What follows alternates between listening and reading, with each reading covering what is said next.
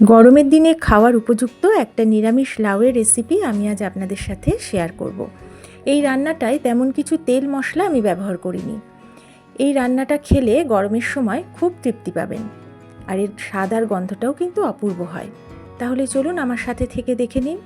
নমস্কার, কাকলিস কুকিং হাবের নতুন একটি ভিডিওতে আপনাদের সবাইকে স্বাগত। এখানে একটা বড় লাউ নিয়েছি। লাউটাকে প্রথমেই আমি ভালো করে ধুয়ে নিয়েছি, কারণ লাউয়ের খোসা তো ফেলা হবে না, খোসাটাও রেখে দেওয়া হয় খাওয়ার জন্য। এবারে পুরো লাউটা আজ রান্না করব না, অনেকটাই বড়, তাই এর অর্ধেকটা আমি খোসা ছাড়িয়ে কেটে নেব। অর্ধেকটা লাউ আমি খোসা ছাড়িয়ে নিয়েছি। খোসা ছাড়ানোর পরে একবার ধুয়ে নিয়েছি, তারপর এইভাবে ছোট ছোট কিউবের আকারে কেটে নিয়েছি। কাটার পরে এগুলো কিন্তু আর ধুইনি। এবার গ্যাস ওভেনে একটা কড়া বসিয়ে দিয়েছি। কড়াতে 1.5 টেবিল চামচ সর্ষের তেল গরম করে নিচ্ছি। এখানে নিয়েছি বেশ কিছুটা বিউলির ডালের বড়ি। তেলটা আমি হাই ফ্লেমে গরম করে নিলাম। এখন আমি বিউলির ডালের বড়িগুলো এই গরম তেলের মধ্যে দিয়ে দিচ্ছি।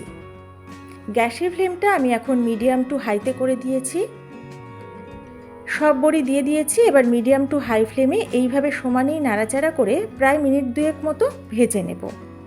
2 মিনিট মতো এইভাবে ভাজার পর গ্যাসের ফ্লেমটা লো টু মিডিয়ামে করে বড়িগুলোকে বেশ মুচমুচে করে ভাজবো। বড়িগুলো দেখুন বেশ লালচে হয়ে গেছে আর বেশ মুচমুচেও হয়ে গেছে। এগুলো আর ভাজার দরকার নেই, সুন্দরভাবে ভাজা হয়ে গেছে। তাই আমি একটা বাটিতে ভাজা বড়ি তুলে নিচ্ছি। বড়ি ভেজে তুলে নেওয়ার পর ওই কড়াতেই আমি ঠিক 4 চা চামচ সর্ষের তেল দিয়েছি। তেলটা গরম হয়ে গেছে। আমি এখন একটা শুকনো লঙ্কা ফোড়ন দিয়ে দিলাম। এখানে শুকনো লঙ্কাটা খুব ভালো করে ভাজতে হবে, যাতে শুকনো লঙ্কা ভাজার একটা সুন্দর গন্ধ বেরোয়। আপনারা চাইলে এখানে 2 বা 3টে শুকনো লঙ্কাও দিতে পারেন। সুন্দর মিষ্টি গন্ধ বেরোচ্ছে। এখন আমি কড়াতে কেটে রাখা লাউ দিয়ে দিচ্ছি। গ্যাসের ফ্লেমটা হাই করে দিয়েছি। এইভাবে হাই ফ্লেমে নাড়াচাড়া করে প্রথমে তেলের সাথে মিশিয়ে নেওয়ার পর আরও 2 মিনিট মতো আমি ভেজে নেব। প্রথমেই ঢাকা দেব না বা লবণ দেব না, তাহলে লাউ থেকে জল বেরিয়ে যাবে। এইভাবে হাই ফ্লেমে বেশ কিছুক্ষণ ভেজে নিলাম। দেখুন অনেকটা কমেও গেছে আর অল্প একটু জলও বেরিয়েছে। এখন আমি এর মধ্যে দিয়ে দেব হাফ চামচ মতো লবণ। এবার দেব হাফ চামচ মতো হলুদ গুঁড়ো। এখন লবণ আর হলুদটা ভালো করে নাড়িয়ে চাড়িয়ে লাউয়ের সাথে মিশিয়ে নিচ্ছি। এটা মিশিয়ে নেওয়ার পর আবারও আমি বেশ কিছুটা সময় এইভাবে নাড়াচাড়া করেই ভেজে নেব। যেহেতু লবণ দিয়েছি, দেখুন দেওয়ার সাথে সাথেই অনেকটা জল বেরোতে শুরু করে দিয়েছে। এই রান্নাতে আমি 2 রকমের মশলা ব্যবহার করেছি। এখন আমি একরকম বানিয়ে নেব। আমি এখানে বেশ কিছুটা আদা ছোট টুকরো করে কেটে নিয়েছি, 2টো কাঁচা লঙ্কা নিয়েছি। আদা আর কাঁচা লঙ্কাটা মিহি করে এখন বেটে নেব। আবারও প্রায় 2 মিনিট মতো আমি লাউটা ভেজে নিয়েছি। এর থেকে কিন্তু বেশ একটু জলও বেরিয়ে গেছে। আমি যে আদা কাঁচা লঙ্কাটা বেটে নিলাম, সেই বাটা মশলাটা এখন এর মধ্যে দিয়ে দিলাম।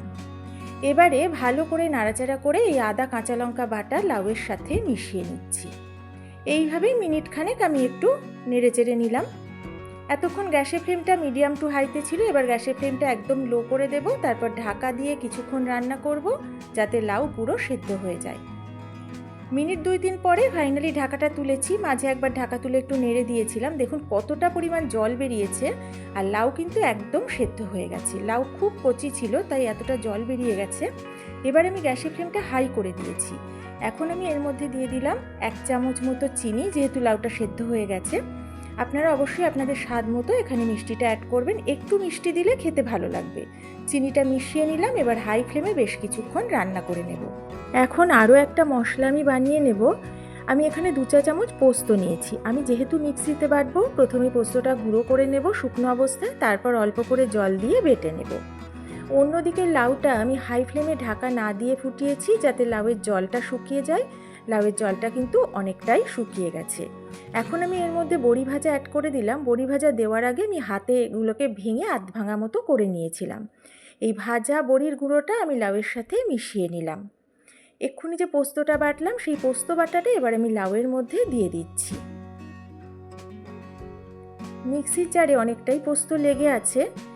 যেহেতু লাউয়ের জলেই লাউটা পুরোপুরি সেদ্ধ হয়ে গেছে, তাই এতে কিন্তু আর জল দেওয়ার দরকার নেই। তবে পোস্তটা আমি নষ্ট করব না বলে মিক্সির জারটা ধুয়ে অল্প করে একটু জল অ্যাড করে দিলাম। এখন নাড়াচাড়া করে ভালো করে পোস্ত আমি লাউয়ের সাথে মিশিয়ে নিচ্ছি।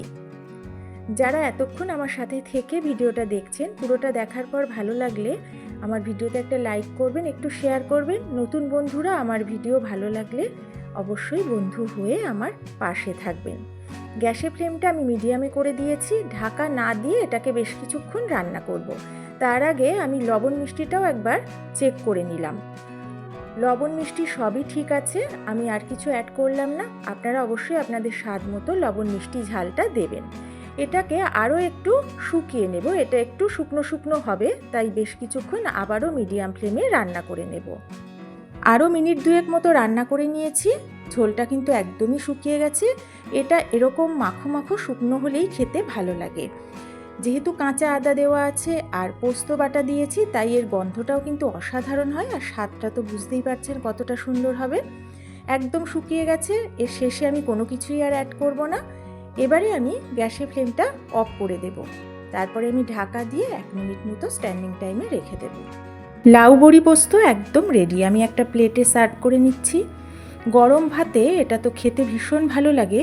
এছাড়া রুটি দিয়েও কিন্তু আপনারা এটা খেতে পারবেন, দুর্দান্ত লাগবে। এই প্রচণ্ড গরমে লাউ অবশ্যই একবার এইভাবে বানিয়ে খাবেন, আর কেমন লেগেছে আমাকে জানাতে কিন্তু ভুলবেন না।